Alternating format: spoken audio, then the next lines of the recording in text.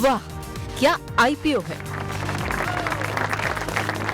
तो आज जो आईपीओ मार्केट पे हम बातचीत करने वाले हैं वो एक स्टॉक जिसकी आज से आईपीओ खुला है वो है यूरो प्रतीक सेल्स। इसका आईपीओ आज से खुला है। पहले आईपीओ की कुछ बेसिक डिटेल आपकी स्क्रीन पर आएंगी। आईपीओ आज से लेके 18 तक खुला रहेगा। करीब 235 से लेके 247 रुपए पर शेयर इसका प्राइस बैंड है। ये पूरा का पूरा ओएफएस है। इसमें कोई भी हिस्सा जो है वो फ्रेश इशू के तौर पे नहीं है। करीब 451 करोड़ रुपए जुटाने की योजना है और मेन बोर्ड का ये आईपीओ है। कंपनी का कुल कामकाज की बात की जाए तो कंपनी बेसिकली डेकोरेटिव वॉल्स के कामकाज के अंदर है। 2010 से इस कंपनी की शुरुआत हुई थी यूरो प्रतीक सेल्स की।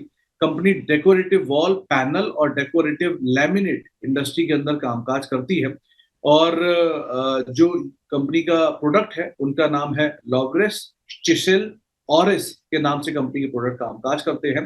करीब 30 प्रोडक्ट कैटेगरी है कंपनी की जिसमें 3000 से ज्यादा डिजाइन हैं जो कि इंडिया में कंपनी ऑफर करती है 113 प्रोडक्ट कैटलॉग के थ्रू पिछले 4 साल में जो कंपनी ने लॉन्च किए हैं।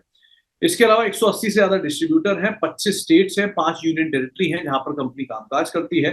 ना केवल घरेलू बाजार में बल्कि एक्सपोर्ट भी होता है 6 देशों में जिसमें सिंगापुर है, यूएई है, ऑस्ट्रेलिया है। ये मेजर एरियाज है जहां पे कंपनी कामकाज करती है। डेकोरेटिव वॉल पैनल और डेकोरेटिव लैमिनेट इन दोनों एरियाज को लेकर कंपनी का कामकाज है। एक लीडिंग प्लेयर है डेकोरेटिव वॉल इंडस्ट्री को लेकर भी और साथ साथ company asset light business model के ऊपर कामकाज करती है। पैन इंडिया प्रेजेंस है प्लस डिस्ट्रीब्यूशन भी स्ट्रांग है। इसके अलावा कंपनी कुछ नंबर्स के ऊपर बात की जाए तो इस साल कंपनी का कुल मुनाफा 292 करोड़ रुपए के आसपास है जो कि पिछले साल 230 करोड़ कुल सेल्स जो है 292 करोड़ है। पिछले साल 230 करोड़ था, उससे पहले 268 करोड़ था।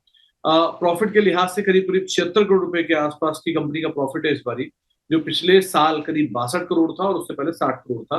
एबिटा फ्रंट पर भी 110 करोड़ का एबिटा इस बारी है, असली 90 करोड़ था पिछले साल और 83 करोड़ उससे पहले वाले साल। तो नंबर्स तो ठीक ठाक हैं। आईपीओ में करीब करीब 33 के मल्टीपल पे स्टॉक अभी आईपीओ लेके आ रहा है।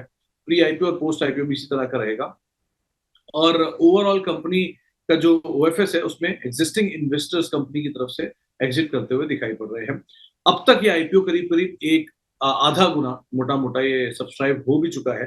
ब्रोकर्स के लिहाज से देखा जाए तो ज्यादातर सब ब्रोकर्स की तरफ से जो इस पे राय आई है उसमें एड्रॉइट ने अप्लाई की रेटिंग दी है, कुंवर जी ने अप्लाई की रेटिंग दी है, डीआर चौकसी न्यूट्रल रेटिंग लेके बैठा है, अरिहंत की तरफ से यहाँ पे अप्लाई साइड की रेटिंग है, एक्सिस कैपिटल ने कोई भी रेटिंग नहीं दी है, बीपी इक्विटीज ने अप्लाई की रेटिंग दी है।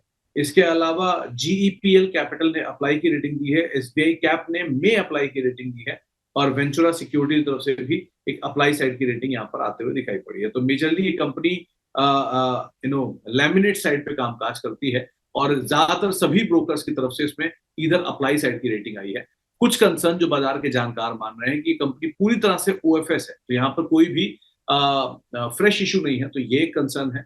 दूसरा, जिस स्केल पे कंपनी कामकाज कर रही है 33 के मल्टीपल पे आईपीओ लेकर आए हैं तो वो आईपीओ का जो मल्टीपल है वो अभी हायर साइड पे दिखाई पड़ रहा है। लेकिन कुछ ब्रोकर्स की जो रिपोर्ट मेंशन कर रहे हैं कि आप इसको लिस्टिंग गेन के लिए अप्लाई कर सकते हैं और शायद यहाँ पर एक ठीक ठाक लिस्टिंग गेन आता हुआ दिखाई पड़ सकता है क्योंकि ग्रे मार्केट का प्रीमियम ठीक ठाक है।